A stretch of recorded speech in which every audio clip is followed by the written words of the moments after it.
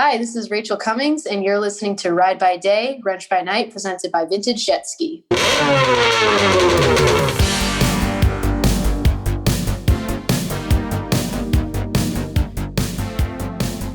Hi everyone, and welcome back to Ride by Day, Wrench by Night with me, Cam Wise. Our guest today is a more recent addition to the sport. In fact, her first time riding a jet ski was at the age of 20 years old. However, with motorsport in her blood and a background in riding dirt bikes, it's no surprise that Rachel Cummings is now one of the rising stars of women's jet ski racing and vintage racing in general. Rachel was introduced to the sport by her boyfriend Andrew, who gave her a go on his Kawasaki X2 when they first met, and from there she was hooked. She went straight out and bought a 2008 SuperJet, and while their plans were to keep it stock, it wasn't long before they modified the lot. Next on her list of skis was the addition of a Vintage 550, where Rachel got even more involved in the build process and went as far as building a full-blown race ski with a 750 pump conversion and PJS dual carb race engine. Rachel has developed into quite a force to be reckoned with on the track too, and continues to hone her wrenching skills under the hood. If you want some great tips on building your ski from the ground up, then Rachel is your girl. According to her, wrenching on your ski is the best part and it forms a great connection between you and your gear. We couldn't agree more, Rachel. So for this story and lots more, kick back and enjoy.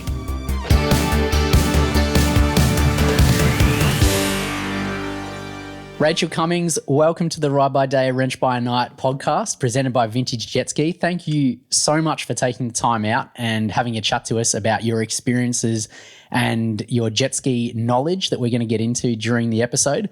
Welcome. Absolutely. Thank you. Thanks for caring. Thanks for having me on. It's awesome. Our pleasure. What we like to do to start off most episodes is to find out how someone found themselves on a vintage jet ski or just the industry itself. So how did you get into it? So it's kind of a long story because, well, it's not.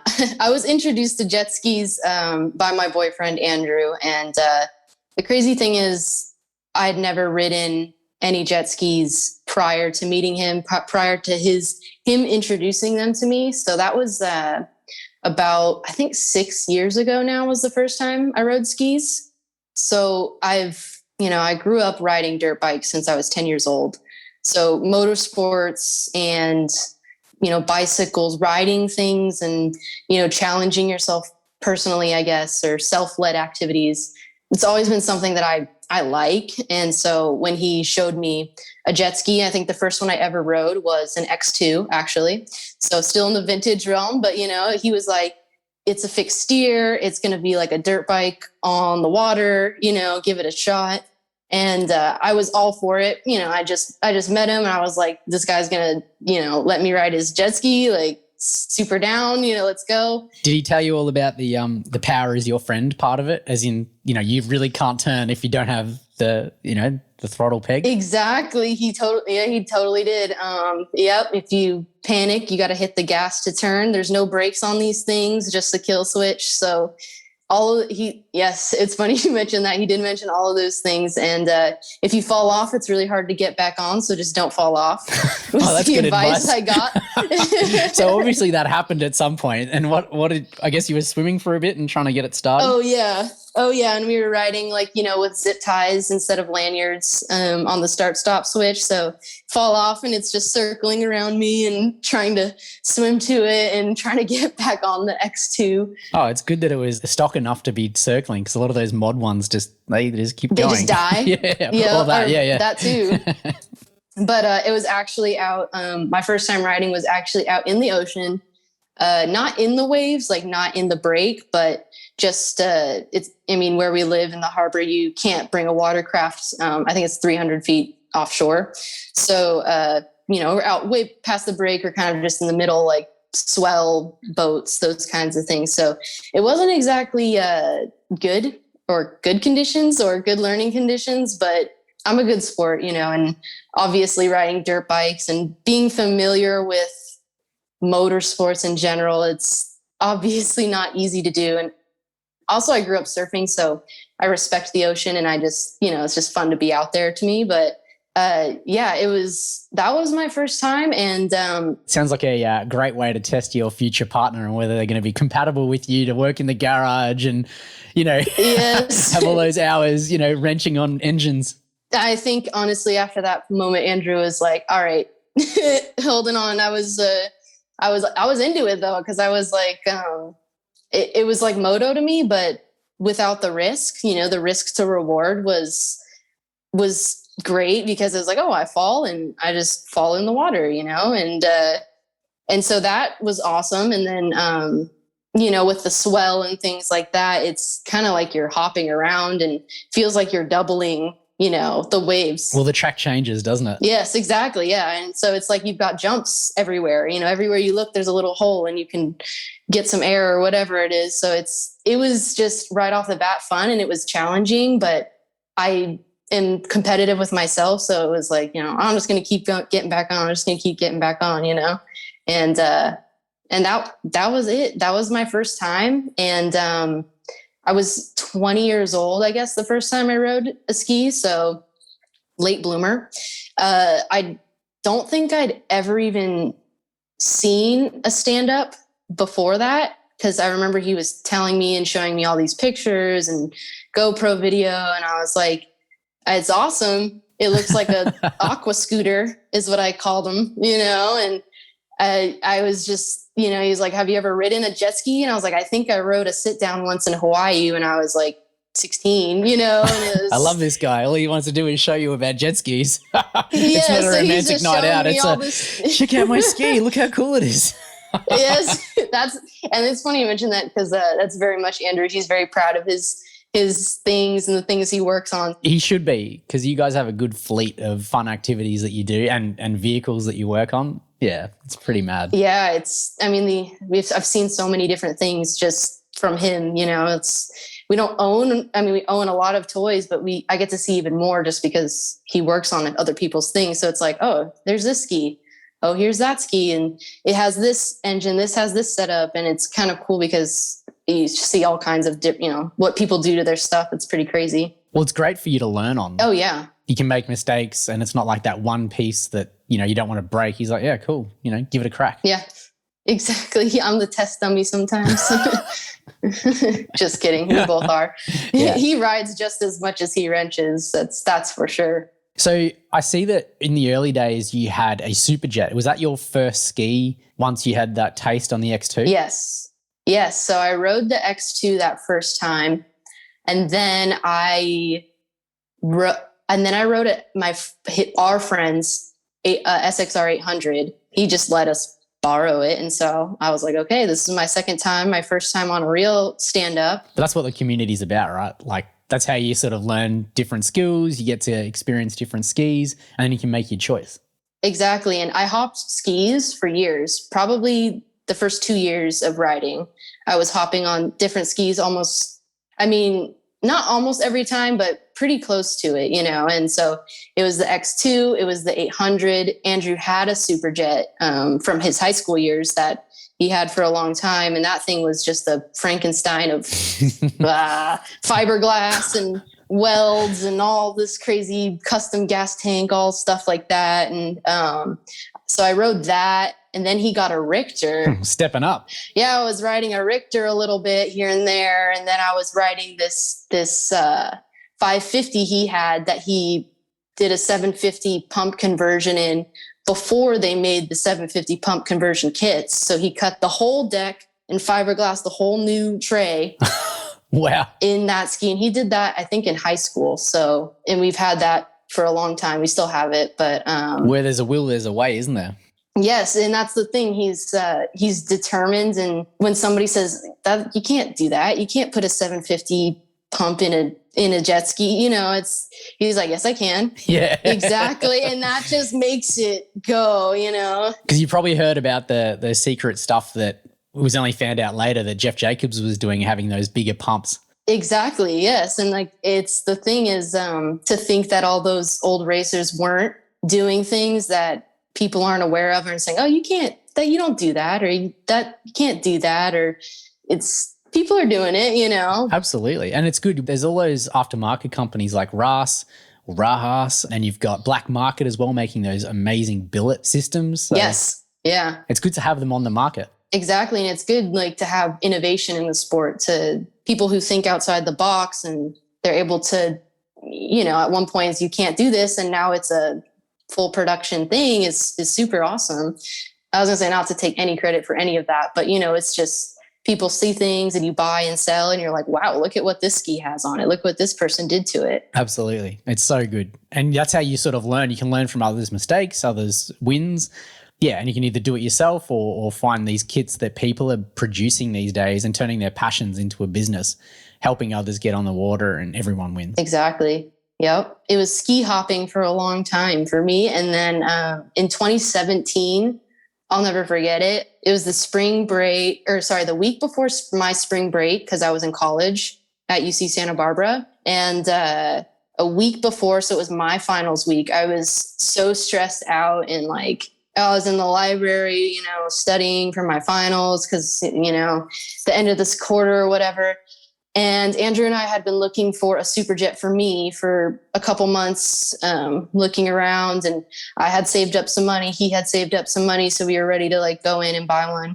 And we knew what we wanted, a SuperJet. That was it. If it was stock, that would be perfect, because that means no one's touched it and we can do what we want to it. But if it has some extras on it, that's great. But our budget wasn't crazy. It was like under $3,000, which is funny because you cannot even find a SuperJet for that much. You can't find an old 550 that's beaten up with that much. Nope. And so Andrew, he called me and he was like, hey, I got your SuperJet. I was like, you found one? He goes, yep, it came up on Craigslist. It's black, which is, I love the color black. I don't know. But it was black. So I was super excited. And he's like, it's all stock. It's never been touched. It's got the stock mats on it. It's just got like a chin pad on it or something, and a trigger throttle, grips. So it's Christmas time, in other words. It was great. And we got it for $2,700. And it was perfect, completely unmolested ski. And that was it. And then we got right to work pretty much. It was like taking it apart.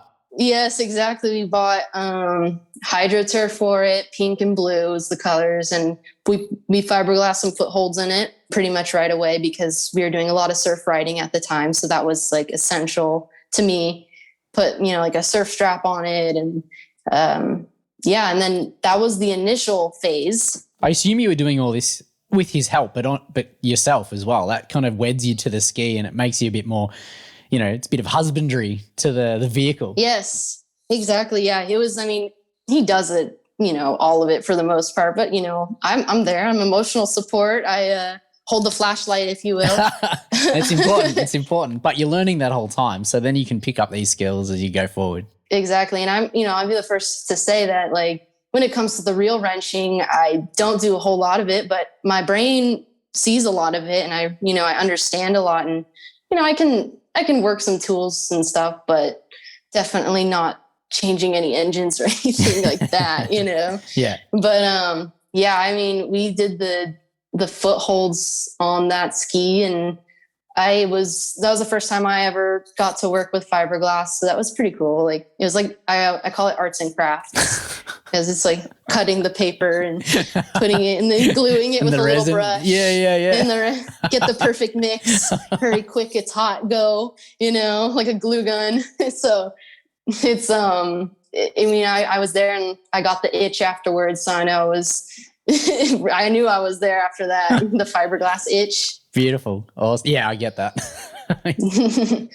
And then after that, I don't remember if we did all that before riding it on spring break. I don't think we did. But after I got it, it was my spring break the following week. So we went to Havasu for most of the week and got to rip it. And it was awesome. It's like, it was the first, it was actually, I'm not going to lie, I'm going to sound spoiled, but I remember I rode it and I was like, it's pretty slow. Is this it? It doesn't turn very well. Was it still a 701 engine? Like, what did you do to it? Yes, it was still a 701 engine when I rode it. And I remember him telling me, he's like, I want you to ride this stock, and I want you to ride this without me messing with the steering and the handling, because I want you to appreciate what's to come. you know? But it still sounds like you're a bit of a brat.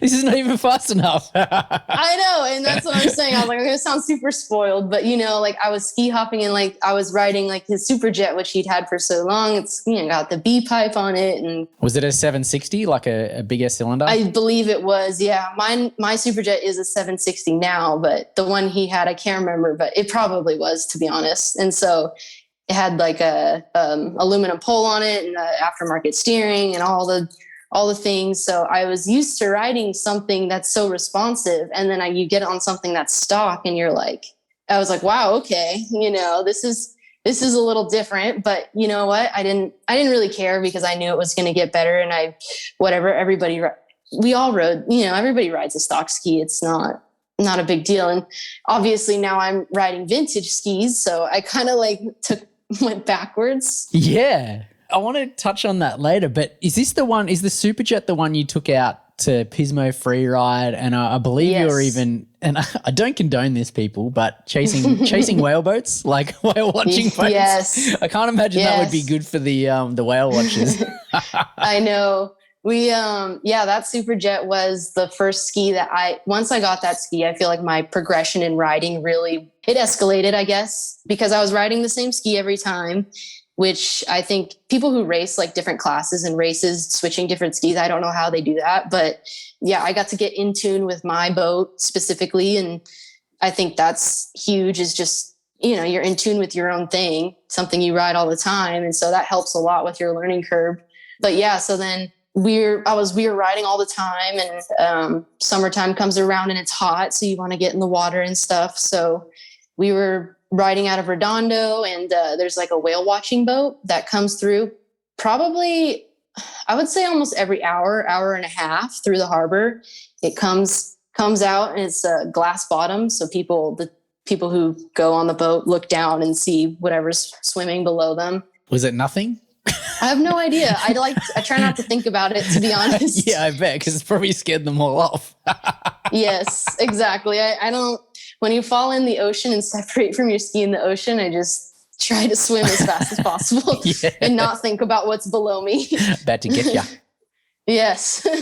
But the whale watcher boats, they go out and they're big and they go slow.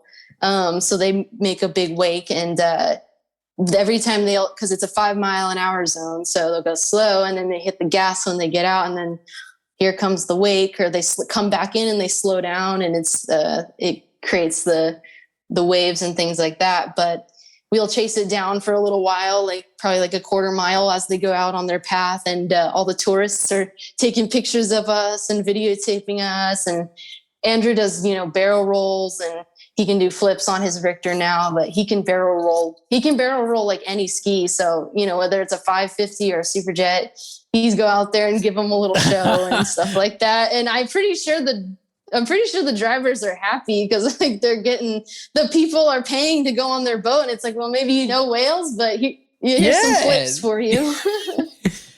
No whales, but there's Andrew. They should be paying him. Yeah, they should call him in the morning, like, look, mate, the whales have moved on. They've migrated already, but we need a show. Can you come down? Exactly. We need come on down. Give the people what they want. Oh, good. All right, so that's sparked your love affair, and I guess you've got some good experience now. Yeah, you went to the Pismo as well. You said 8 different times. Yeah, so I used to go, I graduated from college at UC Santa Barbara. So I lived in Santa Barbara for a few years, and Pismo is about 45 minutes north of Santa Barbara.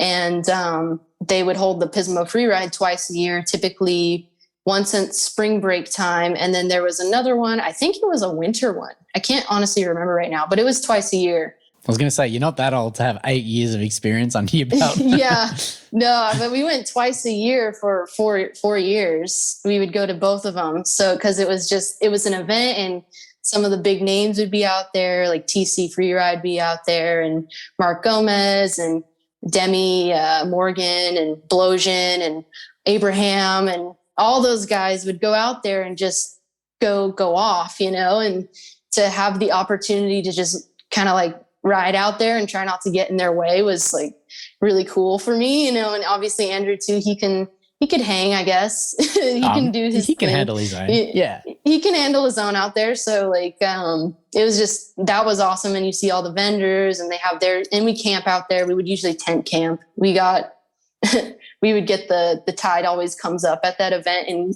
hits our tent. So we'd build like a sand barrier around it. But but it's a good community, right? Because if something goes wrong with your ski, there's someone there that's got the experience or the right tools if you don't have them, so you can get on with the show. Exactly. And it's in parts and all that stuff. And in surf riding, a lot of things break. So, there's a lot of big impacts and things like that. So yeah, I mean, it was awesome. It was the first time I actually got to experience a jet ski event, and I would always see the surf slams in Oregon. And I was like, that's so cool. I wish we could go drive up to Oregon and go do that, And so, but surf riding was, that was what I liked, that was my jam, because I grew up near the beach and in the ocean and doing junior lifeguards and surfing. So it was so cool to be able to go surf a wave with a motor.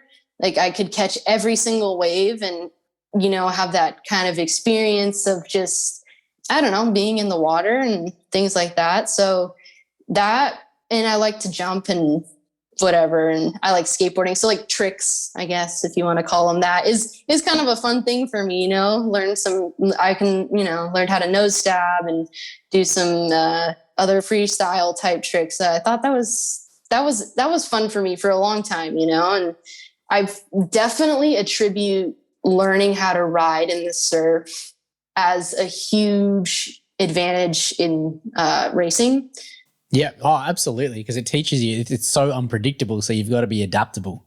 And was it Huntington Beach your first race? Yeah, that was the first race ever that both Andrew and I did that one. It was, so it was, I think it's Hot Products, RPM Enterprises. They do a race series, and they announced they were going to have a surf moto race, and it was the first one, and I don't know how long, but seemed like a long time. It was a big deal. They got permits, and it was in Huntington Beach, California, which is a quick drive for us. And it's iconic. There's a pier. I was going to use that word. It's very iconic. It's so iconic with that pier. Exactly. The pier and the boardwalk. And, just growing up in Southern California, it was like, oh my gosh, we can go ride jet skis at Huntington Beach. We should sign up just so we can go ride jet skis at Huntington Beach, because we'll never be able to do that again. That's true. Who cares about whether you win or not? Let's just ride there. No, and we were not into racing or riding buoys very much at all. I mean, so Andrew's family has a house in Lake Havasu since 2012. So for, 10 years now, which is crazy. So, we go out there, we would go out there all the time. We still go out there all the time. I'd say probably average once a month. And so we were very exposed to the racing and exposed to a track at Body Beach. And you see the racers there and you see people carving it up on the buoys. So it's like, I would go hit the buoys, but not really like hit the buoys. Yeah. You know what I mean? It's like, I'm going to go in and like no helmet and just kind of like around the track. Yeah. And then I'm like, okay, I'm over it, And so kind of move on with it. And it brings another element when someone's right next to you, squeezing you in that corner, and you've got to sort of hold your ground or either let go or go full throttle. Exactly. Yep. And then you add the competitive nature to it, and it's a whole different thing. But yeah, it was in 2018, I think, that Hot Products announced that Moto Surf race. And so it was, attractive for a lot of reasons, mostly because it was surf and because it was in Huntington Beach. And so I was talking to Andrew and I was like, we should sign up for this, and I just, I talked to a lot of people who raced kind of on the more, race for fun, and I had some friends that we'd hang out down at Body Beach. I remember Brandy Radmaker. She was telling me, she's like, yeah, I did a blaster race and then I raced my SuperJet, and it was fun. My goal was just to finish it and have a good time. And I was like, hey, that sounds pretty good, because like whenever you think about racing, you kind of get intimidated. You're like, I don't really want to go out there and get my butt kicked, you know? Yeah, you don't want to lose. You don't want to be the new guy. You don't want to get hurt, all the rest of it. But yes, it's all sorts of things. And I'd never even really seen a jet ski race before.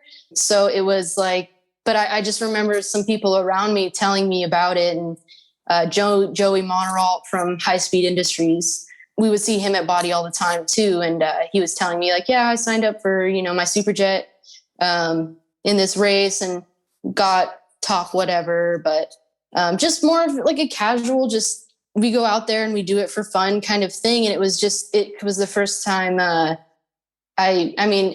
other people were telling me like about it, and I'd never really considered it as something casual before, or how it could be casual. Obviously now it's a little bit more intense, but. So how did you go in your first few races? So we just signed up for the surf race in Huntington, and it was we didn't sign up. We showed up and signed up because we were very non-committal. We were like, do we want to do this? Do we like not want to do this? Like it was kind of sketchy, and in the ocean, which you would think that would be a deterrent, but it was actually encouraging for us because I was like, well, I think that's my only thing I've got going for me is that I'll charge into the whitewash. No problem. You know what I mean? I don't know if I'll finish. I think I'll get really tired and pass out, but I think I could, hang on to the ski and not fall, basically. And Andrew was like, yeah, okay, whatever. And all we had at the time was the Richter Edge, which is like a surf hull, not a race hull. And I had my SuperJet, which had a D-cut ride plate and a RRP handle pull that was cut like 4 inches. So it was very short, D-cut ride. Did you have a scoop grade on it to keep the pump loaded? Yes. And I don't remember what scoop was on it, but I do know with the ride plate, it was cut so with a D, Andrew had cut it with like a laser cutter, so that the nose pops up a little bit easier. And that was so I could kind of get a little bit more air, more leverage for surf riding and, doing like nose stabs and things like that. And so that was because that's what I was, it was set up for. Anyway, so we had these 2 surf skis and we were like, screw it. We'll just show up and we'll just do it. And so I went to that night, the night before the race. It was like a Friday night. After work, I went to Delamo Motorsports and I bought numbers, like sticker numbers that you put on the dirt bikes or whatever. And I bought those. I bought back pads, like, because you have to wear a back pad when you race. I had to go buy a rope so we could tie it to the front toe loop in the front of the ski, all these little things. Then we had to go buy lanyards because you have to have a lanyard to race. You can't do the zip tie. And we had to go and zip tie all the gas lines, all those little things. And so I'm assuming you're committed by now. Yes. All that whole night we were like, okay, we're running around like crazy people. We show up the next day. I was the only girl signed up for that entire race out of all of the classes, which is crazy. But I didn't know that's what was the case was going to be. I signed up for a women's mod lights class because that's what my ski fit in. It had a B pipe on it, and that makes it not a stock boat anymore. That puts it into the mod class. But that's changing now, right? Like there's more girls, women getting involved in the sport. Definitely. Like the lights, women's lights class is a full line now, which is super fierce. It's so awesome. Yeah, it's great. And it's crazy for me to think that my first time racing, I didn't race anybody. Wait a minute, they put you in one of the boys' classes, didn't they? Or the open? Yes, yeah. They lined me up on a lineup with SXRs and 1500s. So I was out there and I finished. I didn't get last. I don't know where I finished in the pack, but hey, you know what? It was fun. And I was just so stoked that like I was out there and it was crazy. I didn't wear goggles. So I was like blind the whole time because I just didn't know any better. I never wore goggles before. So I was just like, I don't know. And so the lesson learned. But Andrew, on the other hand, goes out there on his Richter Edge and he wins in a SuperJet class on his Richter. Good on him. Yeah. And it was crazy. And that was like the first time it was like, we always knew we were pretty good riders because one, we ride a lot. We put a lot of tray time in. And we ride with buddies and things like that. But it was the first time we showed up somewhere and it was like Andrew won and he wasn't even on a ski that was set up properly for racing. And it was like, okay, this is, maybe this is something, And then at that race, we pitted next to Michael Prodanovich. Yeah, who's an old school racer himself. Yeah, he's got some good World Finals results in the last few years, hasn't he? Yes, and he's always top 5, if not podiums. And he raced back in the heyday, and he's, been a good mentor for us actually since we've met him. But we pitted next to him, and he was by himself, I think, was just his holder. And he's from NorCal, so he came good amount of hours down to come do that race there. And we made friends with him. And Andrew loves, 2-stroke motors. He loves 550s because that's what he grew up riding. Andrew's been riding since he was probably 12 years old. And he started on 550s and probably rode 550s up until he was a senior in high school because that's all they had, It's all about time in the tray, isn't it? Like that experience. It is. I just remember Andrew, chatting it up with Michael P. and he was checking out his 550 and checking out his setup and he's like, and we've told Michael this, we joke about it all the time, but he's looking at his 550, he's like, I could build a faster ski than that, and he's like, he's looking at it and he's like, this thing's cool, but I know I could build something cool. You know what I mean? And there it all started. And that's where it all started. But, you might say that you've had a bit of a leg up having some experience on this X2 and then the SuperJet and getting into the sport with your partner. But what you haven't told anyone is you have had a bit of a leg up in the fact that you ride dirt bikes, and that has given you some experience with power, with balance, with speed. Tell us a little bit about your enduro fascination. Yeah, so dirt bikes is a leg up, and for a lot of reasons. I don't think dirt bikes and jet skis have like a direct crossover. I don't think if you're super good on a dirt bike, you don't hop on a jet ski and go, oh, I can ride this. Like everybody goes through the learning curve, I think, and I definitely did. But it teaches you throttle control. I think that's just a little thing that I didn't have to figure out riding a jet ski. It's like, okay, yeah, go is go, and you let off. And so, that wasn't really a learning aspect for me because of dirt biking, not being afraid of the power, using power as your friend, actually more, honestly, having more speed and more power gives you a lot more control. It gives you an advantage. And that's true a lot of the times for dirt bikes as well. So those are kind of like the subtle aspects of it. And I guess the type of riding, as you mentioned, is I'm particularly interested in enduro riding. So done a lot of... What do you ride? So I ride a KTM 525. It's a big bike, 4-stroke. Gonna say it's a big bike. Yep, she's a big old girl, big pig. It's plated. So I've had a motorcycle license since I was 16 years old. I think I got my moto license before I even got my driver's license. And that was all my dad's persuasion, because my dad rides dirt bikes as well. And so that dirt biking was the thing that me and my dad did together. It was like our activity, it was like our bonding time, something him and I would go do, just the two of us, a lot. And my mom can actually ride dirt bikes also. But she learned at the same time I learned. Her and I learned in like a little Honda moto school together.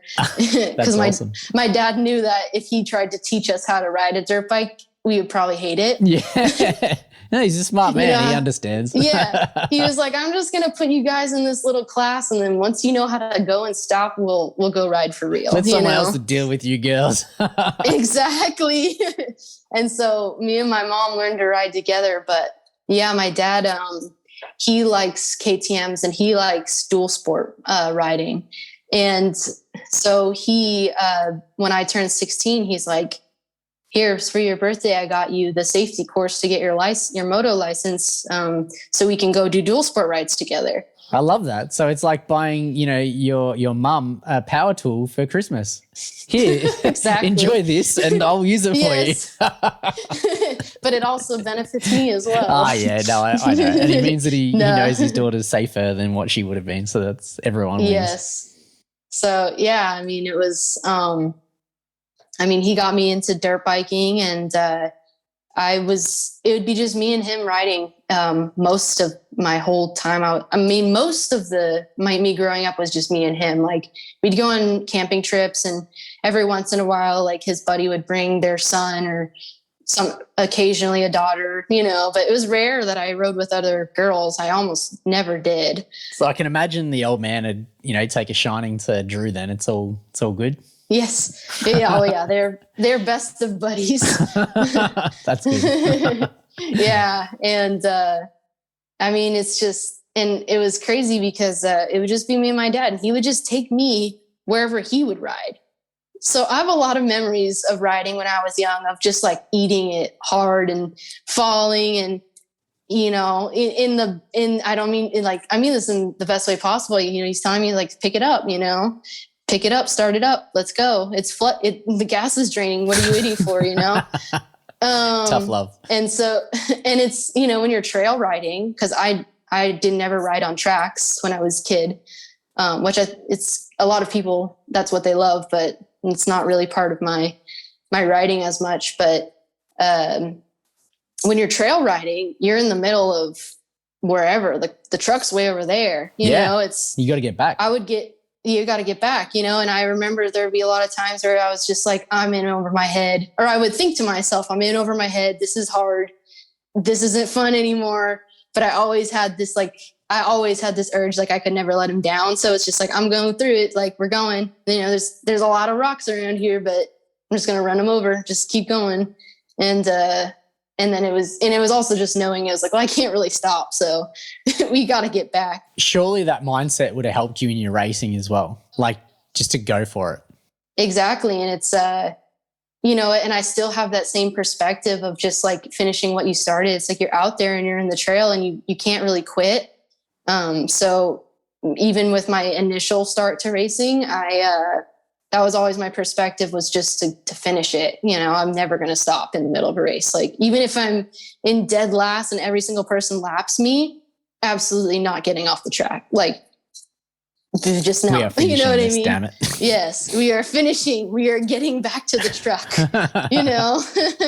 Love it. So yeah, that was, dirt biking is, I still do it a lot, but, I'm only in my mid-20s, but I mean, as I'm getting a little bit older, it's like I kind of mentioned earlier, risk to reward is more on the forefront of my brain than it ever has been. So it's kind of like, and it's taxing, right? It's extremely taxing. And I don't really go out on rides to just beat myself up anymore like we used to. It's just like, we're just going to go and do 200 miles and come back. And it was like, I probably would have had just as much fun doing 75, but So tell me, how did you go from a SuperJet and a Richter to getting so involved with the vintage class and the old school 550s?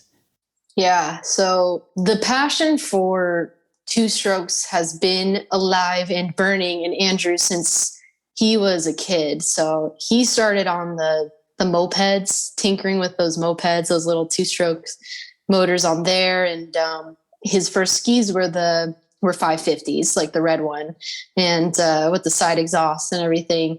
And he was tinkering those things from the get-go because, his dad would buy him one and say, here you go, son, enjoy it. And then if it breaks, figure it out, And so he was figuring out how to keep riding since he started. Like you mentioned, it's like you ride, and then you got to fix it so you can ride again. And Andrew's dad is a mechanic as well, and a fabricator and manufacturer. So it runs in the blood, and they had the tools in their garage that a lot of people don't have access to. So from an early age, he was, able to use all of those useful things that sometimes you take for granted, But why not just continue with, say, SuperJets? I think, I don't know. I think it was that meeting with Michael P that Andrew was just like, I can build one of these really fast. And he knows he can, and he just,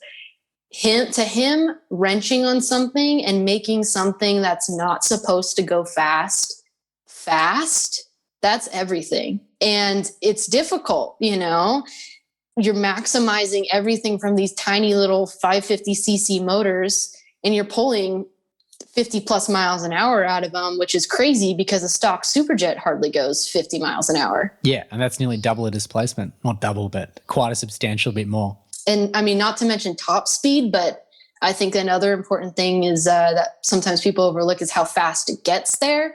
So it's like, okay, maybe an 800 tops out at 58 miles an hour. I'm just making that up, but who's going to accelerate quicker? And I think that's where the 550s come into play, and the weight obviously is a factor in that. But yeah, nice and light, power to weight. Yes, and also Andrew grew up riding the 550s, so he knew he could ride them well. He's always we've had that 750, 550 conversion ski, or he's had it since he was in high school, and he'd rail that thing around some buoys, just for fun, like leg dragging, and he could do a barrel roll on it. He can ride it in the surf. So it was like, why? It just kind of seemed like the perfect fit. Absolutely. And there's plenty of hulls available and lots of parts. So it's kind of like your own Meccano set. Yes, exactly. And he's been collecting parts, hoarding them. Yeah, no, I'm just kidding. definitely hoarding. collecting parts for years, So he's like looking at his shelf, looking at Michael P's setup, looking at his shelf. He's like, well, I got 2 exhausts right on the shelf. And, and so that, and I think to any gearhead or mechanic, someone who really who has a passion for that sort of thing, I think nothing really beats the sound of like a motor's winding out like a 550 does, nothing beats that sound. It's very exhilarating. It's like, it feels like you're going a lot faster than you are just because everything is vibrating and like the sound is super loud and you're just like, oh my God.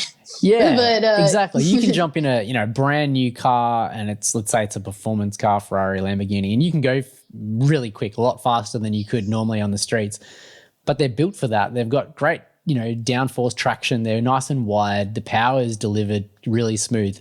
But it's fun, but you can't really experience it as if I had a really old Beetle. Like as in a punch buggy. And if you throw that. Oh, me too. Yeah. I have one too. Oh, they're mad. And I mean, with the engine in the back, and you can throw it around corners. I lived on a dirt road when I was growing up. And man, that was fun because you were loose as around every single corner, and you couldn't do that in a Ferrari or Lamborghini. But man, you felt so out of control yet in control. So I totally get that. Exactly. That's exactly what it's like. It's being out of control, but in control. You're constantly fighting the ski. It's not supposed to be ridden how you're riding it. Like when Kawasaki designed it, they weren't thinking it was going to be going 55 miles an hour, like racing crazy. It was like. Little do they know. Little do they know. And I'm sure they didn't think that was going to be the case in 2021, So, I mean, maybe they did, but yeah, it's I don't know. It was seriously that Huntington Beach race and talking to Michael P that just got Andrew's head spinning. And he's like, I want to build a race ski. Like this race was fun. I felt competitive. And the class that was attractive to him was vintage 550. Well, it's growing, isn't it? It's massive. Like a lot of the races that we see, they're sometimes the biggest amount of entries on the line compared to all the other classes. It's ridiculous. Yes. And going off of that, at that Huntington Beach race, the 550 class had by far the hugest lineup at the race. I think there was I want to say 19 people on that line, which is crazy for a surf race, let alone, I guess people just were feeling like really sendy or whatever. They're like, we're going to go ride we're going to go in the surf. Was that the race? It might have been the next year, but I know that Mark Gomez was racing a ski and his hood was off for most of the race. Yes. Was that the race? Yep. Yes, we were at that race. Yep. I can't remember. Like you said, I can't remember if it was 2018 or 2019 that happened. But yes, that's exactly the race that happened. That was pretty crazy. I remember seeing him and just being like, the salt water. How can you do that? I know. Well, what about the hood? I assume they found it. Yeah, I don't exactly remember what happened to the hood, to be honest. But I just remember being so impressed that he made it through the whole thing and. The ski's perfect. He's good. Yeah, just flush it out with some fresh water. Yeah, it's good to go. Exactly. Love them Run two it through strokes. the hose. Yeah, exactly. Well, let's talk about, because you guys between you have some amazing skis, but yours in particular, and you obviously know it inside and out. Let's break that down. There's a rad picture on your Instagram of where you found it or what it looked like before you started the build. And it's really not much to look at. It looks pretty horrid, actually. Yes. Yeah. For the listeners, because don't have the visual depiction, it was beat, it was like, it was all white. And I mean, it had that, I don't know what you call it, but just like spots all over the paint. Just, I don't know. It was just like degrading. Like if someone left it molds. Yeah. I don't know what it was. I'll put some pictures up on our, what I might do is when we put this live, we'll put a bit of a write-up and show some pictures with the community on the website too. Yes. Because where it started is just, it was, I mean, it could have probably been in the trash, Man. Like the pole pad is all cracked and the stuffing is coming out of it. It's horrible. It's an SX, so it's got that, those bumper rails on the side that are all rubber and they don't last long. Yeah, and it's I said maybe mold on the outside, but I almost want to say it's like barnacles or something. It almost looks like because we live near the ocean, so I wouldn't be surprised if it was like some sort of saltwater chemical reaction or something. It's weird. The one thing that is going for it is the rear exhaust. Yes. Exactly. And that's what, we know we wanted the SX, and it's a 94 hull rear exhaust SX. And the thing about the SX is that they have a little bit of a wider tray than the JS hulls do. So that was kind of something, it was like why we want that. A bit better for stability. Mm-hmm. And so just the rear exhaust too is, I guess, desirable. And, I was going to say the Reed motor, but that ski didn't have a motor in it when we got it. It was just the hull. Yeah, it had like under the hood, it was just like, like some cables. And I think maybe the motor mounts were in there. But all that's going to be replaced anyway. Oh yeah, that's the thing. It was like, we just need the hull. That's it. Like, that's the only thing that's original, I think, on that ski at this point. Did you go into this little project or big project with a budget, or is this like, all right, let's do it step by step and just throw it at it? That's exactly what it was. It was step by step. So Drew built his silver 476 ski before my purple ski. He did a season of racing before I actually kind of stepped and did it more seriously. I just, every once in a while, I'd go in there on my SuperJet and get my butt kicked by little kids and go home. But, and so, but yeah, there was no budget. I honestly try not to really think about how much money we spend on these things because it's been spread out over a long period of time. And we were collecting parts before we actually even built it. So it didn't feel as impactful to the wallet as, going everything at once. But I mean, for budgetary purposes, our skis are, they're full mod skis, not only in the performance aspect, I guess, but they've got the bling as well. Like, obviously you can build a really fast and well handling ski without the extra show that, but that's fun. And, we like to do it. So could you put a figure on it, do you think? Yeah, I would say probably about 10 grand. Wow. Actually, I thought it would have been more. So I think that's quite reasonable, to be honest. Yeah. Maybe 10 to 15, but bottom line 10. And that's actually, I would say that's probably if you did all the labor yourself. I don't know how much labor costs. Yeah. Yeah. But for me, that's half the fun because that's wrenching. That's beer time in the garage. That's listening to music, having fun, talking to your mates about, I need to fix this. Because the reality is if you want something just to get on the water, go and buy a new ski.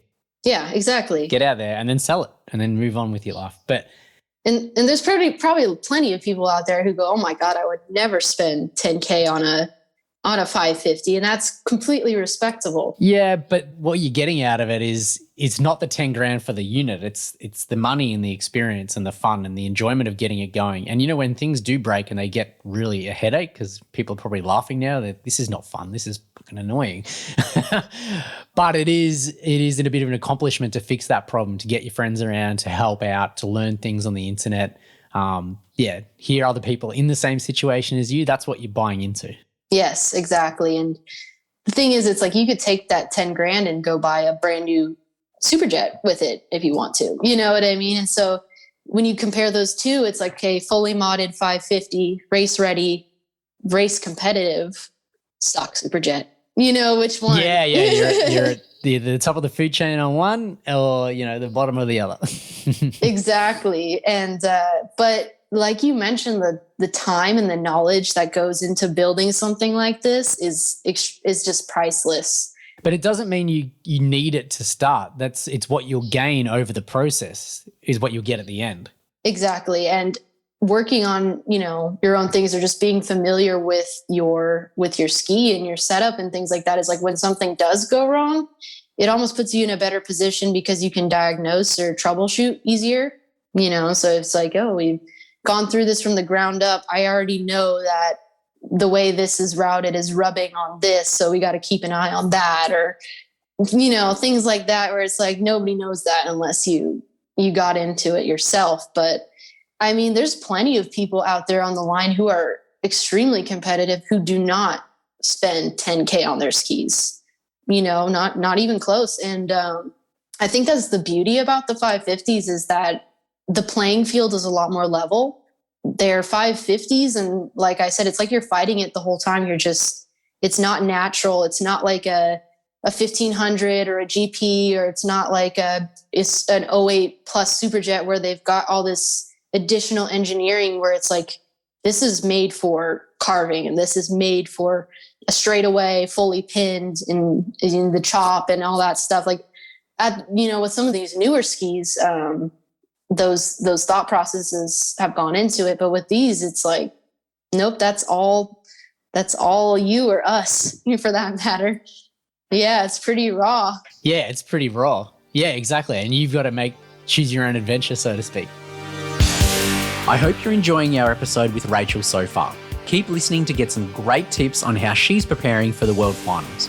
Now, if you're headed there yourself with aims of snagging the whole shot, or perhaps you'd just like to beat your friends when you hit the water next. In any case, upgrading your engine's intake system is definitely one of the go-tos to increasing performance. We've got a large range of fuel lines, carburettors, flame arresters and intake manifolds to suit your ski under the fuel section of our site. Simply head to vintagejetski.com for all the parts you need. Plus, you can save $20 on every purchase over $200. All you need to do is enter the code RIDEBYDAY at checkout. Now let's get back to Rachel. You can have great wide open throttle top end speed, but you're going to, get hurt on the bottom end, and you've just got to either go mid-range or go from one or the other. So it is, one mod is a payoff for a drawback on another. Exactly. And I also think so much of it is a personal preference too. I don't think, like, just for example, a handle pull on your ski is necessarily going to be like, you're so much faster now. They changed the geometry and just the I guess the way you ride the ski, it changes your style pretty drastically. So if you have a style that you really like to be low in the tray and you like to drag ass, then on your turns and stuff like that, like a stock handle pull's great, But you can get a lot of those benefits from, I love the look of the aftermarket poles, and I see that you've just upgraded your actual pole elements with a carbon fiber edition. And I love that. It looks super good. But the poor man's version, or, the cheat code is you can have a steering plate that might be a quick steer plate that is actually shortened. So you're getting forward further on the ski. Plus, if you add 0 degree bars, that's bringing you even more forward, getting you in that same position. It's not perfect because there's, with a pole, you can move it up and down because they're adjustable and you can get that ideal spot. But for people that don't have the big bucks to drop on that mod, they can get the benefit out of some of those quick and easy wins. Totally. And like some of those handling modifications that you mentioned, the subtle things make such a big difference. Bars, for example, like you mentioned, huge to me. Steering cable, huge. The throw on which your cable is adjusted and how far out you can get it on both the pump end and the bar end can really make an effect on, how quick you're steering, and all those little things really add up. And what do you like? What's your preference? Like, do you like it pretty sharp and snappy, or do you like a bit of a drag? I actually do like a little bit of a drag on mine.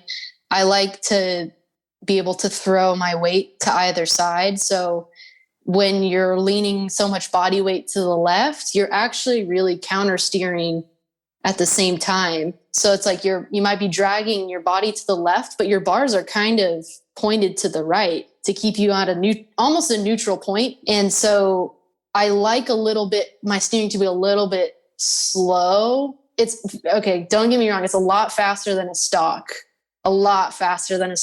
like steering setup. But in terms of with some of those additional parts on there, I like it actually still on a little bit of the slower side because I can give it more input, and it actually kind of makes me feel like I have a little bit more room for error in a way. When it's super snappy, you might get bucked to the left or the right, and then you make an over adjustment. Yeah, an over adjustment, and you're done. Yeah. No, that's a really good point. That's a great tip for young players out there, that if it's a bit more forgiving, because you can then move your body to fix that or correct that error. Exactly. Like you have both the steering working for you, and then you have which way you're throwing your weight working for you. And so I think like the style of some of the old pros, they're dragging their bodies in the water. And that's, I think at the time the steering was just, it was what it was. And you just have to carry your momentum through the turns to be able to pop back up at the end. And so that's why they were always riding just fully clamped the whole time.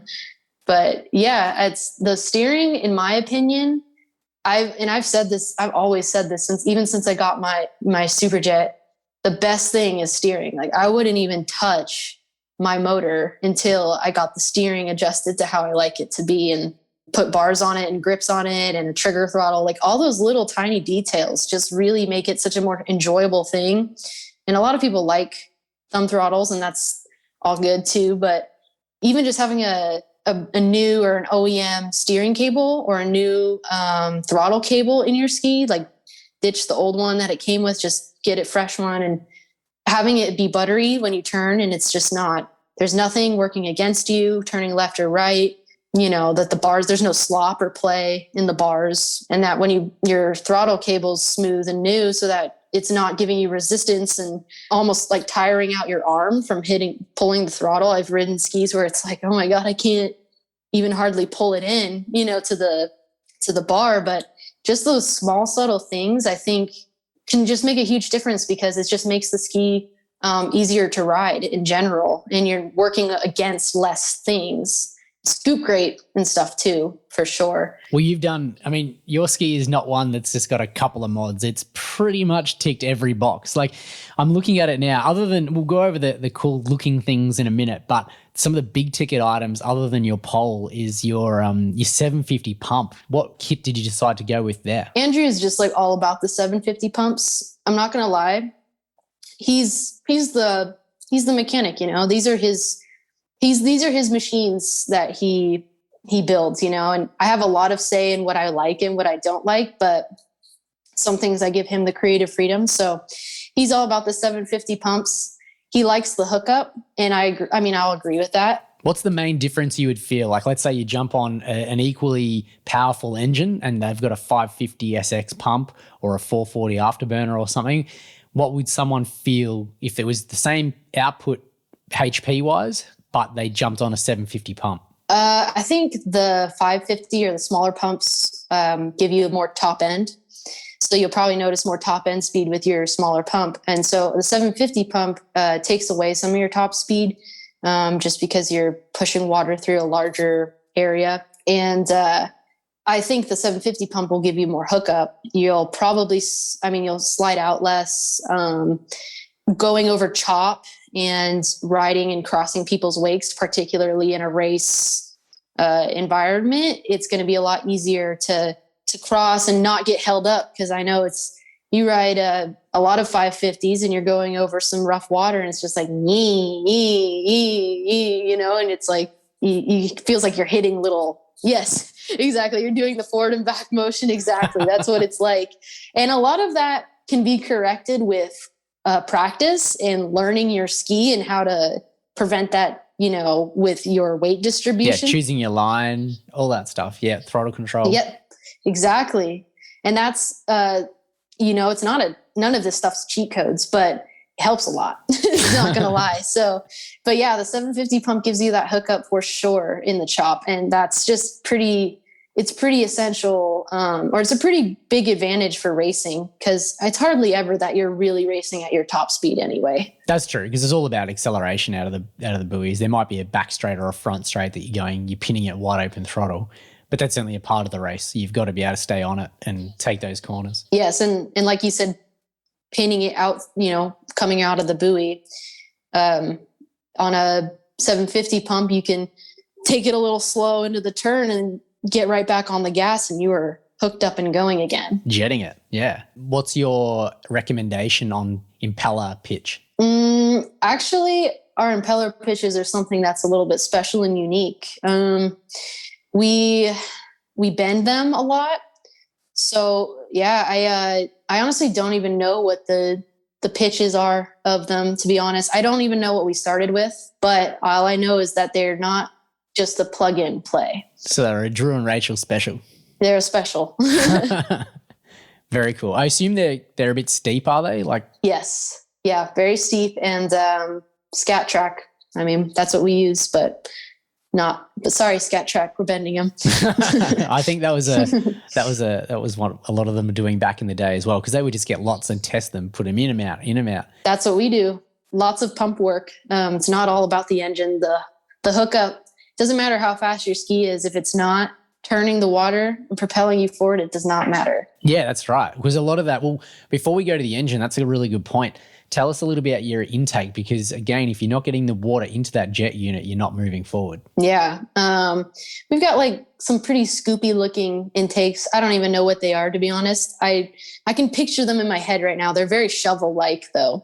So it's pretty aggressive. So top loaders or? I don't remember. I don't know. No top loader like Pro Watercraft's inserts or anything like that. But our ride plates though, I guess that's not really like the intake, but ride plates are something else that we that's an Andrew special as well. So is that like a TIG welded, extended, really long? No, it's actually a carbon fiber ride plate that he laid up and made himself. So cool. Yeah, so it looks amazing. It looks beautiful. It's also based off an existing ride plate. So we made a mold from an existing ride plate. Can't remember what it is right now, but made a mold from that and then made a little adjustments to it. So it's a unique ride plate in design, but it's also, kind of blingy because it's carbon fiber, but it's a little fragile. So I get a little paranoid about dragging it on the beach and stuff. So what are the what are the kind of adjustments we're talking about here? Just between you and me. We won't tell anyone. We cut like holes in it. So it's like, I want to say it's like, I don't even know if this is true. I could probably tell you. I want to say it's like the Ocean Pro ride plate maybe. And with that like little sort of arrow kind of a deal. Yeah, it's like got some really aggressive grooves in it, like really steep. And we cut like a half circle hole in it so that it's not like, because we've seen a lot of ride plates, they're so smooth and there's no way for the water to break exactly. And so they slide. So when you add a little hole, it kind of, it sucks the ski down to the ground. Kind of like the theory behind a golf ball. Yeah, with the holes and the pores in it. That's a really good point. I never thought about that. Oh, mad. All right, great. Well, people are going to be, more receptive to or interested in having a sneak peek at your ski on the water next time. Oh, I know. And there's enough pictures from Kenny Wong of you up in the air taking log jumps, so maybe we can zoom in. Yep. Yeah, it's not really a secret. And the funny thing is Andrew's really open about everything, but he's, when you put like your heart and so much time into something. I get it. And I say it cheekily, like it is tongue in cheek. If you don't want to say anything, I completely understand. It's like, you'd be protective over your knowledge, but it's like, as soon as somebody goes and chats with them, he's like, oh yeah, here, take a look, But that's kind of what's cool about the community as well, because we're not racing for sheep stations. It's like the more people, the better. Because the more people that get involved and are interested in it, then there's more people on the line, and it only helps the community. Exactly. It means that there's more people to race against. Nobody's racing for real money or any money for a lot of classes. So it's just, it really is all fun. That's what it's all about. No, that's very cool. That's awesome. So moving through, I know you've probably got the X2 drive shaft. That's usually what the conversion is for a 750 pump. Mm-hmm. Yeah. So if we push in through to the engine bay, you've got the 550. No doubt you've got a Reed engine in there. Yes. 550 Reed, RC520 cylinders, and then some porting and things like that Andrew does that himself. So we're talking about Reeds. You've got a 550 Reed valve engine. It looks like you've got a stock head on it. Is that right? It just looks like one. Is it milled? Yes, it's milled. Yeah, it's a little bit of like a sleeper look. What's the what kind of compression are you running? Is it a high compression? So on my old motor, I was running like crazy amount of compression, like over 200 PSI. Wow. So full race gas. That was full race gas. And I raced that motor and I rode it recreationally for a year. I can't remember how many hours I put on it. You actually put a lot less hours on your ski than you really realize. Cause we have like tacks on them, you know, and you're like, man, I was out there ripping all weekend long. And you look down and you're like 1.5 hours, you know? Yeah. Well, it's not just the time that you're on it. It's like how much your body can take of throwing yourself around for that long. Exactly. I was always very paranoid about it. Not going to lie. I remember I rode it for like a couple months and then I was just out in the garage and Andrew's like, I'm gonna do a compression test. And he does it. And he's like, I'm like, what is, he didn't say anything. He's just like looking at it. And I was like, what is it? And he goes, 210 or like 230 or something like that. And just kind of nonchalant, but you know, the wheels were spinning in his head, but he's kind of like, And I was like, well, that's a lot, you know? And I was like, 180 is usually like the sweet spot. And for us, because you don't want to do cranks and all the other bits and pieces that kind of start failing after all that pressure's put through them. Yes. And so I was like, and I, you know, it's, you don't want your race ruined by mechanical failures. So that's just another risk, you know, is like running high compression. It's like, am I going to just blow a rod through the top or through my hood in the middle of a race or something? I don't know, you know? But that was the first motor. And then we rebuilt it at the beginning of this season and used a different head on it. So same type of head, just different work done on it. And it brought the compression down quite a bit. So now I'm just running, you know, boring old like 180 or something, but you know. But that's kind of like, that's not race gas though, is it? It's just premium fuel. Just premium, just 91 over here. Makes it a bit more economical. Yes. And I think even in the old motor, we were even just doing half and half, like half race, half 91. Go. I know, right? Well. Yeah. Oh, well, it didn't blow up. So more power to you. And before we get onto the ignition, your intake side. So you've got a dual carb setup. And are they 44s, 46s? They're big. Yeah. That's another one that Andrew likes to keep that one to himself. So they're big. They're dual. There's two of them. That's all you need to know. And they're tuned well, which is another part to carbs, you know. It's like put whatever you want on there, but tuning is huge. So Andrew's a pretty good tuner and you can get the most out of them. And yeah, proper fuel delivery is everything. Not everything, but it's important. Longevity and performance. For sure. So it looks like you've got some MSD spark plugs. Does that mean you've got an MSD ignition system? I do. I've got the old brain. That's what I know about it. The old analog, kind of like you got chips to plug in? Yes, I do have chips that I plug in. Yes. Very cool. And Lightened flywheel that goes with that. Do you know the kind of curve? Like, do you know because I think there's 3 chips, and do you know those ones? Could you share them? I don't know. Sorry. But obviously they have the adjustable timing on them. So that's like a whole nother part of tunability and things like that. That's pretty cool with them.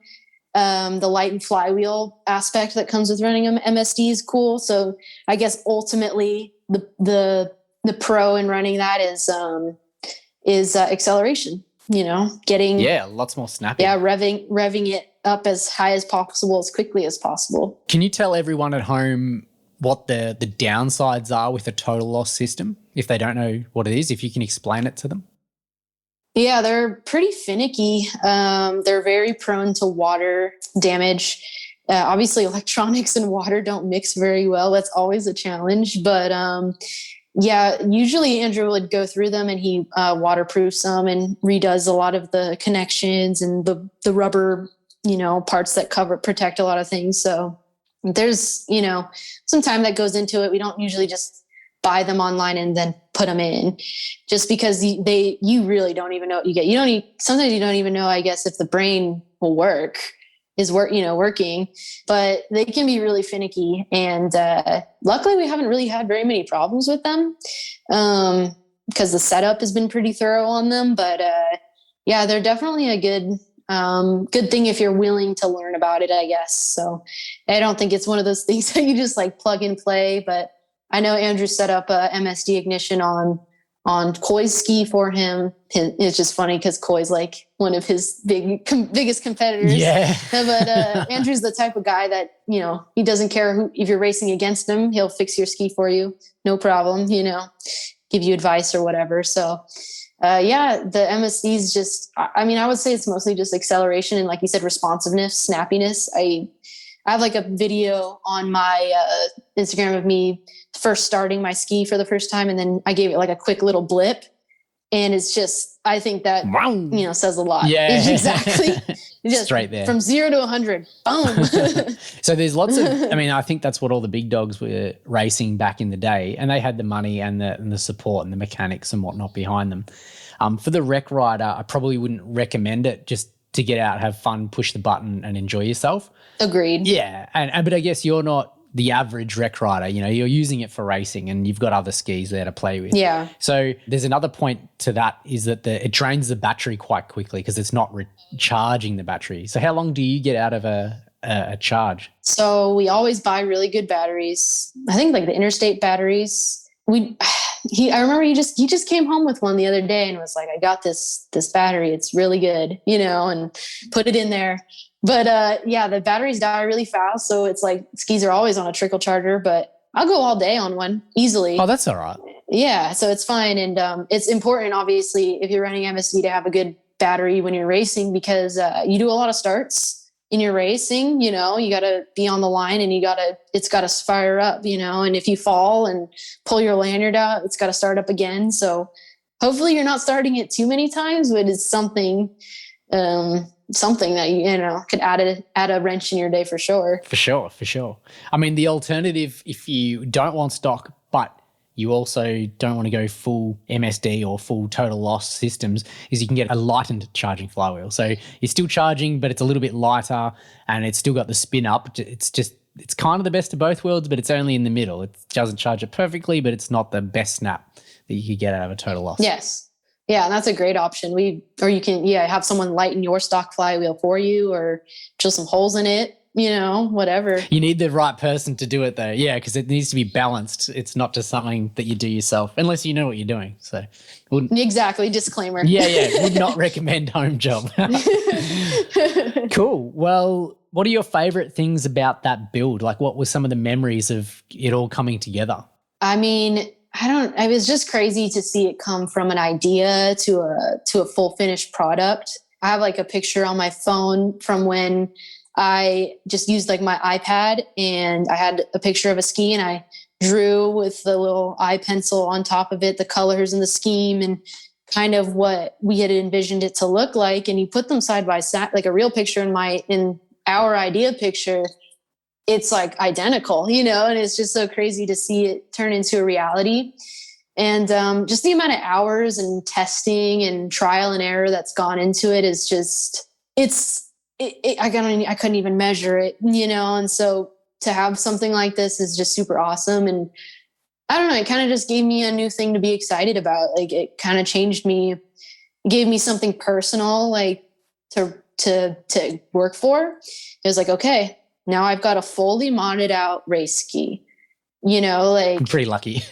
Yeah. I'm not held back by like any mechanical limitations. I'm no longer with my surf ski racing little kids. You know what I mean? I'm like, I've got no excuse, to just get out there and like give it my best. And so that was the turning point where I was like, okay, I guess I'm really doing this now. Like, I'm not building this ski and not going to race it. So that was the best part, really. I totally get that. Like when you see a house come together, everything, one step after another, the engine's in and all, you've obviously got the paint job done before that, the graphics kit, your traction mats go on. It looks like you've got some jet trim kit there, which looks pretty sick. And so back to the engine just quickly, I noticed that you've got a half pipe. What was the decision process between a half pipe, and the other option, which is a full pipe? I don't know. Andrew's particular to the half pipes. He likes them. I don't remember his reasoning, to be honest. It honestly could be the availability. You know what I mean? Sometimes things are hard to get, and it's like, everybody's running a full pipe. Everybody's running a full pipe. It's hard to get one, but we got a half pipe. We'll try it out. Works good, so why not? They're both good, honestly. Yeah. No, that's fair enough. Some people will just have a penchant towards one or the other, and sometimes it's interesting why that is. And what about the waterbox? Is that a custom job, or is that something like a PJS or? That's the resonators, like the two. Yeah, nice.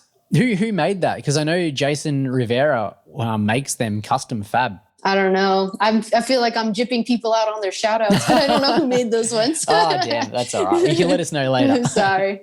Yep, I can. Before we go to the final few questions, I wanted to know what your goals are for the future, and what your goals are for the 2021 World Finals. Yes, thank you for asking, because that's the whole reason we're here. I mean, I'm here, you know what I mean? It's great to have something to aim towards and work towards and go for.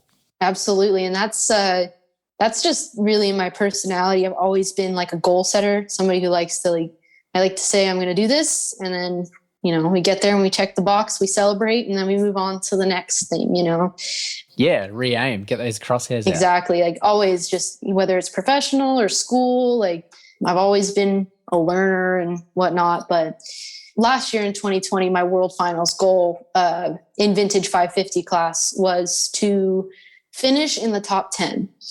And my reasoning for it at the time was because everybody in the top 10 gets a plaque. So I was like, how cool would it be to roll up to World Finals for my first time ever and, have something to take away from it to remember it? That'd be great. And it seemed like a reasonable, attainable goal for me.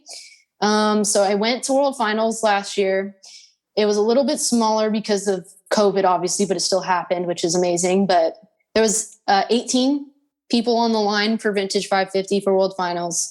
Huge. Yeah. And fast, really fast people who have the mechanical backup and knowledge and means to be fast, and other than just their skill sets. Like obviously there's me, Andrew, Coy, Weiland, Bryson Olson, Michael Prodanovich, Seth Surs, just Flying Hawaiian. Exact. Yes.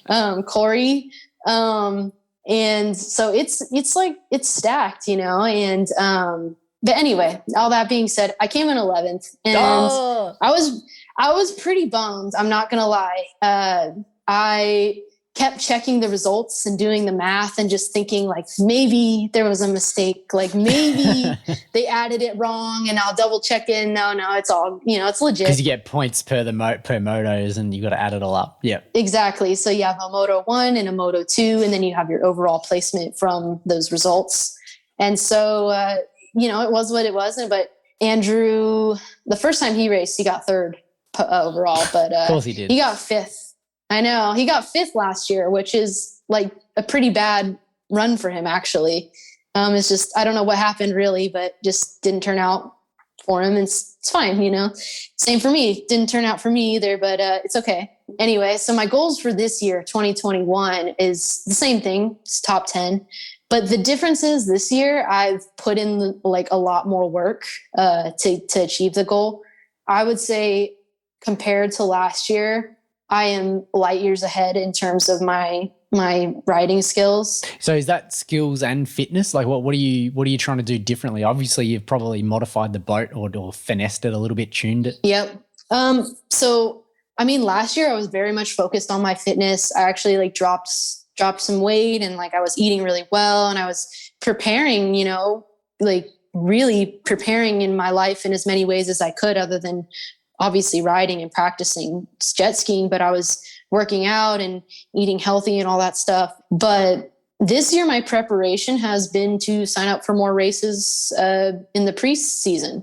Of course, living a balanced life as much as I can and stuff like that. But the race experience is just, you cannot replicate that. It doesn't matter how many laps you put in with your buddies down at the lake with the buoys. It's like, going out and racing a race and being on the start line and snapping a band and all that stuff is just, it's a lot, and it doesn't really matter. There's a difference between being a really good rider and being a really good racer. And that's something I learned very, very, very quickly, because I've always considered myself a very like well-rounded rider, and like I could ride at the surf, or I could ride a 550, sure, no problem. I can ride a Richter, whatever.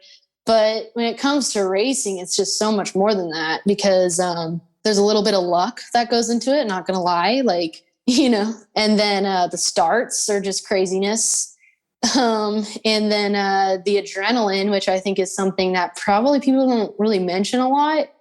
I know for me personally, like dealing with the anxiety before the race is like really difficult for me. I have to like really do a lot of things to keep myself calm and in the zone, because you can do like really spazzy things when you're all jacked up on your adrenaline. Exactly. Sometimes that can be used to hype yourself up. It's like it brings the best performance out, but it can make mistakes. You can also be too on the limit and just like, let's go, and you stuff yourself. So that goes for a lot of sports, especially ones that there's a bit more what do you call it? Like on the line. Yeah. There's a lot more repercussions for when you stuff up a buoy or something like that. You don't want to miss it. Yeah. And in my 2020 World Finals races, I remember just being at the starts, and my plan of attack was, I'm going to be a little bit late off the band because I'm a little bit scared to be in it with with 18 other people, like charging it to the first turn. Like I didn't have that confidence yet to keep it pinned, and stay in it and not let off. And even then I pretty much started in the back on all my starts in 2020 and just like worked my way up with consistency. But this year I've just grown a lot in terms of my experience, and I've just mentally been able to be like, okay, I can hang in there. Okay, I can like keep it pinned. And I kind of felt like I earned my right, I guess, so to speak, to like be in it with these guys. Like I was like, I start doing more races, and then it's like, hey, I beat this guy this time, and he beat me last time, and I beat this guy at this race. And I'm all of a sudden I feel like it's like my list is adding up of people that I've, passed in a race. And it kind of gives you some confidence, like, okay, I maybe actually could be the first person to the buoy on the start, Yeah. It's possible. And with my ski, I'm like, Andrew would always tell me, he's like, you got the ski, like you can be the first person to that buoy. Well, there's a big payoff, right? Because if you're out front, you get all that fresh, clean, water if you get the whole shot. Yep, you get the whole shot, you get the clean water, and then you just pull away, and it's hard to pass people in racing. Even if you're faster than somebody and you're behind them, it's really hard to get around them, until they make a mistake or fall or something like that. You really have to be aggressive about it. So yeah, my goals for this year for World Finals are to get top 10 again. But I guess the difference is I'm just feeling a lot more confident in my abilities, and I've had a lot more experiences that I've learned about myself, what I need to do to have my very best race or performance. Because that's ultimately, I think, what really matters when you're competing in something. The results come after the fact. In the moment, like doing your very best to your very best capability. If you can execute that, I think the rest is just what it is, Yeah, you're always progressing. If you can do better than you did last time, then you're going to keep getting better and better, and yeah, you'll be at the top at some point. Yes, and that's what I focused on this year. And another big difference about this year is my dad's kind of come into it with me, and he's been like my holder at the races. So, sick. The person who keeps your ski straight and holds it for you, so you can kind of get the gas going and try and get on the power band before you hop on and take off. So that, I think, just having somebody like that is going to be there at the line for you, and because that's another stressor about racing that's just so silly that people don't talk about. It's like you're on the line ready to go, and you're like, where's my holder? They're not here. Oh my God. Oh, they're in the bathroom. Yeah, you don't want to be freaking out. Yeah. And that's like just a whole other thing. So just having like my dad there, like knowing that he's not going to miss my moto. Like the only reason he's there is literally for me. So, and that's helped a lot. And just the experience. Yeah, it's awesome to hear. So you're obviously holding your own, and I see you've had some pretty good results this year with a second in the Jet Jam racing against everyone. It doesn't matter boys or girls, but tell us what you think about, or, you know, your experiences with the women's racing, because that's growing, isn't it? Yeah, it is. And it's pretty big in NorCal. Like they'll get like a full women's vintage lineup. And by full, I mean like 5+ riders on the line. I have yet to experience a full women's vintage race, but I can't wait. I'm hoping Jet Jam gets something together for this year up in NorCal, because that's where I think a lot of the girls are local to. So it's easy for them to show up and do it. So it's definitely growing. And I think women's racing in general is popping off. I mean, like I said, when I did Huntington in 2018, I was the only girl there. I did some Lake Elsinore races on my SuperJet. I did women's lights class because that's what my ski fit into the categories at the time. And I was racing one little girl the whole time, like 3 races I did. And she was like 12 and she kicked my butt every single time. Yeah. Every single time. And it was, not going to lie, I was like really discouraged. I was like, God, I'm getting my butt kicked by little kids. But anybody who races, especially in Havasu, knows that those little Groms are fast as heck. Well, they're so low and they're so light. And if they've got the so courage, light. They're going to be awesome. They're fearless. They don't let off. They're crazy. And so, you know, but now at the last like 3 Jet Jams that we went to this year, the women's lineups are huge. Like the women's ski lights is giant. Probably like nine women on that line every single time. It's so good to see, because that's what you need. You need diversity, but also like if you've got your partner and your girlfriend or even your mum racing, it means that everybody's being involved, as opposed to like, oh, you go and do that, but I'll spend time with my girlfriends. It's like, well, if they're there, they bring their girlfriends and they bring their boyfriends, and then everybody, the industry grows. We all have more fun. It's good for everyone. And that's my hope, is that it grows bigger, because I always sign up for the women's vintage, even though half the time nobody else signs up. I sign up for it just to put my name on the sign up sheet. So when they're advertising, they're like, this is our list of riders. This is who's all signed up. That way that the women's vintage is actually on the list and there's actually somebody's name on it. Because otherwise it wouldn't be there. You know, like it wouldn't even be out there at the races. So half the time I show up and it's like, oh, you're the only one who signed up for women. So then on the day of, I switch into regular vintage. But, you know, leading up to it, I put my name out there just in case. and there has been some girls that came and raced vintage this year, which was really awesome. Annie Donovan, or Annie Cassell, she came out twice to Havasu and race, and that was awesome. She's got that beautiful pink ski, doesn't she? Yes. Yeah. Her ski's great. Like it's beautiful. She's got a Don Serrano paint job, I think. Yes. I was going to say she races a different ski. So she's got 2 in her fleet that are badass. Yeah. The bling bling and then the race beast. Yes. She's got the show and the go. Yeah. I love it. Which brings me to another question. Tell us your favorite part about the community. Like, why would someone get involved? Tell us more. I think the best part is it's just super family oriented. Every time we go to the races, people are pitted up and everybody helps each other. I think anybody who's in the sport knows it's not an easy thing to just do. Like, it's not like riding a skateboard, which is kind of what I grew up doing. And, you know, it's like, all you got to do is get your skateboard and go outside, and then you're doing it, you know. But jet skiing, it's like, you got to have a truck, you got to have a tote, you got to have a ski, you got to have 2 people to lift it and pull it and, you know, all that stuff. So because we all have a mutual understanding and respect for... I was going to say, I think it's by virtue of those limitations, that's what brings people closer together, because they know what it's like to be by yourself. So they work together. Exactly.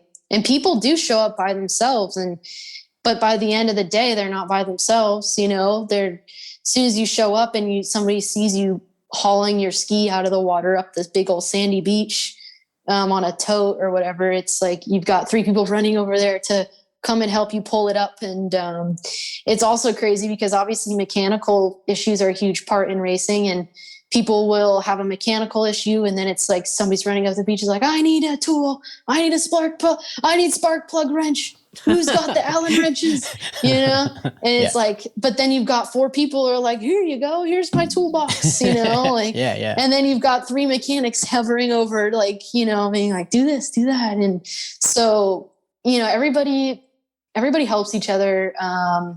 We're not racing for money. We're not racing for our jobs. So that alone, I think, takes the pressure off. And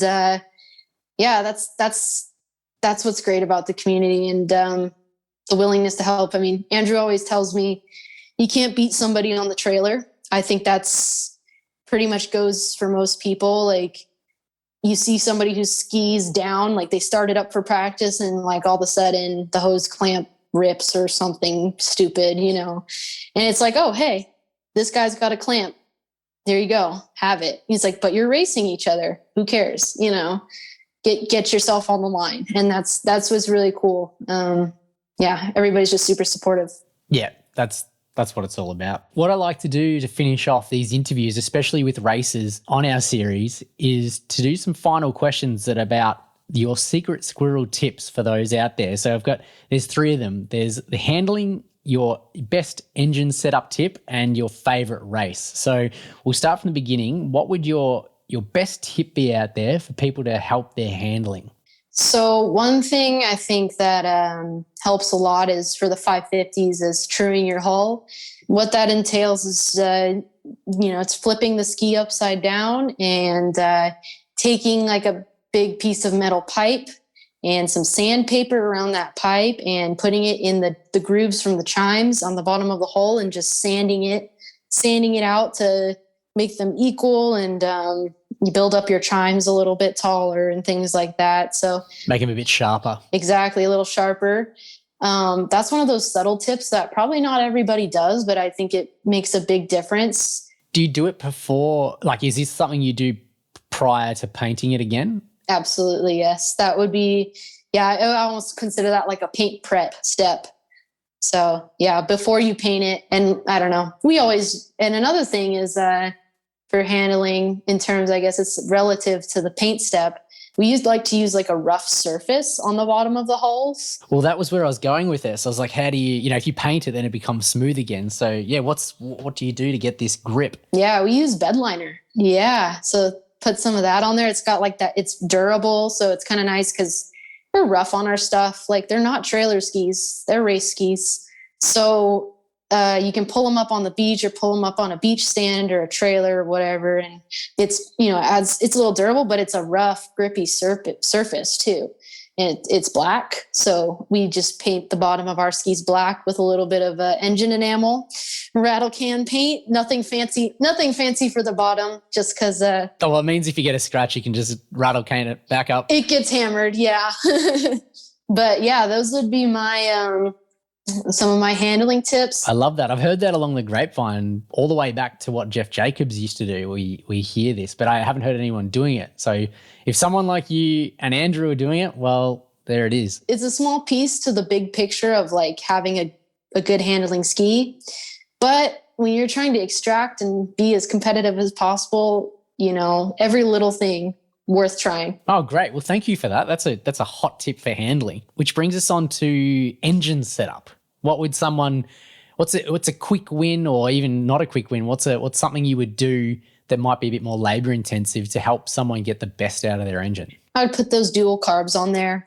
I know the single carb is, it's easier to tune and things like that. But if you can, or if you have a mentor who can help you learn, about your ski and the air and fuel delivery and things like that, I think dual carbs is definitely a bolt-on thing that can add a lot to your ski. So a direct carb for each cylinder. Exactly. Yep. And then maybe a high compression head, something like that. And those would be my go-tos for engine setup. But I mean, you can make a limited ski, a limited 550 really fast if you want to. We have a limited ski that we train on. It's got no handling parts. It's got some go. It's got a little bit, like the dual carbs and some tuning and things like that to it. But it goes. But that thing is fast. It's fun, So I'm going to take for granted just tunability as well. Yeah. Well, your one sounds like a rocket ship in terms of all the handling bits and pieces, finesse you've done to it, as well as that big 750 pump. You absolutely are welcome to any time. Oh, thank you. That'll be great. Well, when I come over, that'll be on my bucket list. Which leaves us to our final question. What's your favorite race, best memory? Yeah. So I have two, I think. My first one, my best okay, this is definitely my best memory of racing. So it was a Jet Jam race, Vintage 550 ski. It was a pretty small line that day. It was Sunday. So typically Jet Jam will do 2 days of racing, a Saturday and a Sunday, and they're scored separately. So a lot of big turnout for Saturday typically. And then a lot of times people go home on Sunday and things like that. So it was a smaller line. I think probably like 6 people that day. And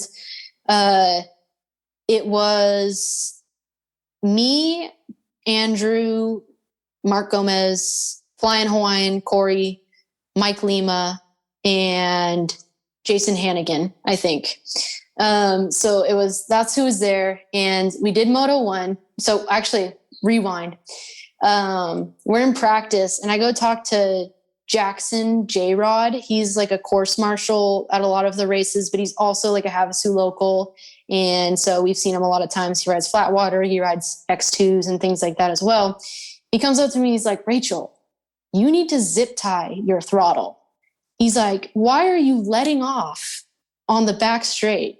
And I was like, because I'm tired, my back hurts, and he's like, no, you need to keep that thing clamped, girl. And I was like, okay, whatever. And then we do Moto 1 on Sunday, and I got a good start.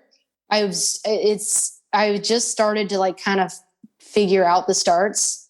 Granted, I've probably done at least 9 starts up until this point, and so I was figuring it out, getting more and more comfortable with it. And so I get a good start. It's Andrew gets the whole shot, Mark's right behind him, and then it's me. So I'm in 3rd position in the moto. And I was like, heck yeah. Like, I got out front early and I rode and I didn't fall and I rode consistent, and it was good, all good. And I'd never gotten podium in Vintage 550 yet. So we go to Moto 2 and I'm like, I need to get podium. I want to get podium so badly. This is my chance. And then I was even cooler because I was like, if I get podium, I'm going to be on with Drew and I'm going to be on with Gomez, and then it's going to be me, and I was like, and that's just all the big dogs. Yeah. I was like, that is just, I need to do this right now. So finished Moto 1 and, I was in 3rd position going to Moto 2 behind Gomez and Andrew. And so I was like, I have to get this, you know what I mean? This is a chance. This is an opportunity, And so looking at the current standings of Moto 1, I was like, all I have to do is get in front of Jason, and I'm in 3rd position because a lot of the times the scorings get mixed up between the 2 motos because people fall and crazy stuff happens. There's a log jump and all that stuff. So it's like, you could do really well in Moto 1, but you better come back and do it again in Moto 2, So with the way the points had stacked, it was like, okay, if I get in front of Jason, assuming Gomez and Andrew get out in front again, I'll be in 3rd position for the overall. And so I wanted it so bad. And I was just like, my plan of attack is to get a good start and to stay out in front again. That was what I needed to do. I wanted to get out in front of Jason right away. So then I could just use consistency and finish the moto, and not have to fight to pass people and things like that, And so we go to Moto 2 and we're there, we're all there. It's like an atom bomb, like calm, go, And so we're standing there and we start, and I just went for it. Like, I don't know. I wanted it really bad. So I had no hesitation. Once it snapped, I just went, pinned it, had a really good start on the ski. I hopped on good. I didn't really bounce when I hopped on. So launched, and then I'm fully pinned. I look left and right, and I'm like out in front. I just hole shotted.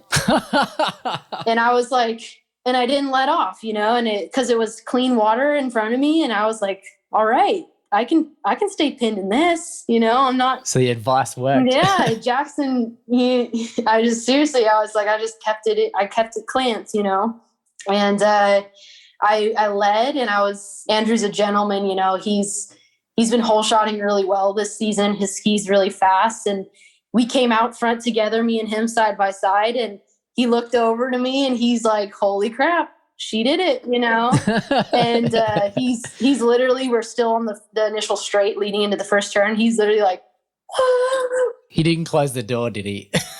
No, he didn't. He let me get in. He let me go around. He let me go around, get my victory lap in. Good job, babe, but bang.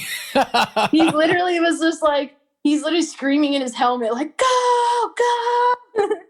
And so we go, and he's behind me. Gomez is behind me. And I led for a good lap and a half until Gomez came flying down the front straightaway.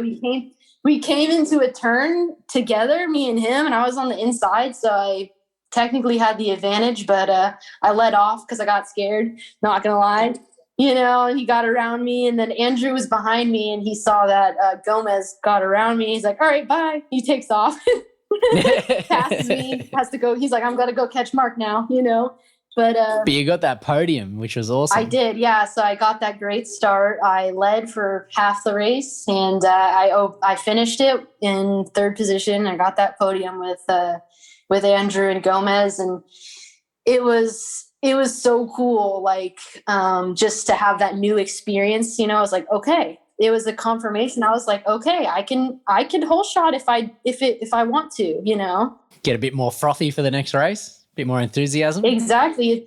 Yes. And seriously, it kind of flipped a switch to me. So it was like a very big learning moment, something I overcame, Yeah, it was awesome. And Gomez got like a really good footage of that whole race from his GoPro. It's like raw footage. He posted on YouTube. It's in 4K. And yeah, you could see the whole thing on his YouTube channel, the whole race. It's pretty awesome. There's a lot of emotional elements. You see my whole shot. You see Andrew like kind of pushing Mark wide so I could get the victory lap. And then Gomez is like, all right, enough of that.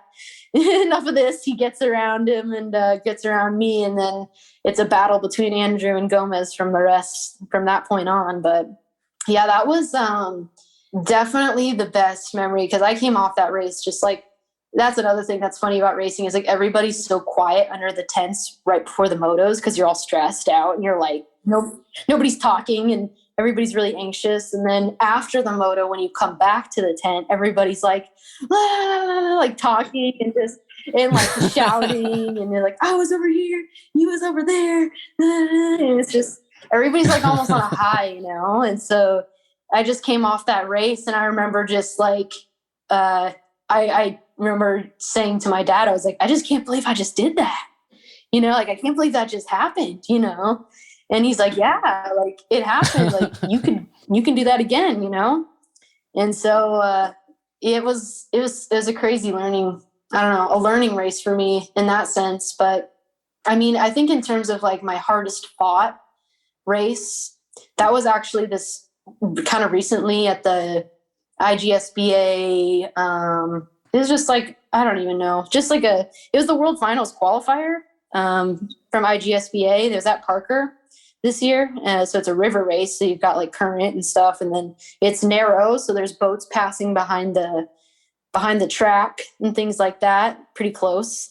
So it's pretty, very, very rough conditions. And that race, I scrapped and fought so hard to come out with a 5th place for that out of 9.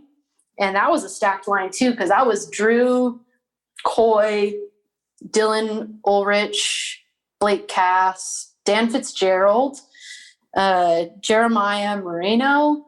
I think that was it. I might be forgetting somebody, sorry. But that was, those are some talented people right there and some fast skis again. And we're all these are all the people who are going to be at World Finals in this area. So, you know, they're top.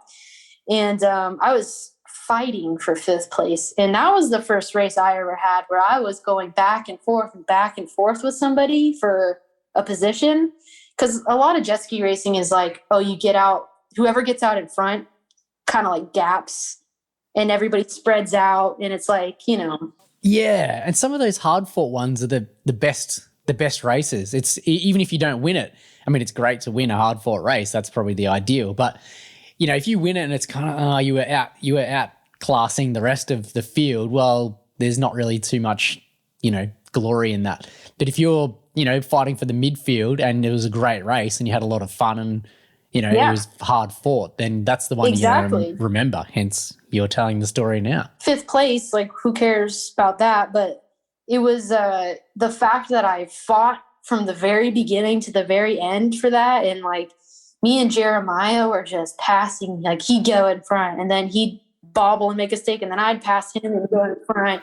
And then all of a sudden somebody's like down separated from their ski in the middle of the straightaway. So then it's like, okay, cool. Like they're behind me now, you know, but then they get back on and they're like on my butt again. And it was. Who won out of you and Jeremiah? I did end up getting in front of Jeremiah for that one. So yeah, it was nice. And Jeremiah had beat me in every single race up until then. So it was really cool for me to feel like I, you know, got it that So time. The mid-pack rivalry, I love it. Yeah, it is. And that's kind of how it is with like me. I mean, there's a couple of us who are in the mid-pack rivalry and that's like the beauty because it doesn't matter if you're getting 1st, 2nd, or 3rd.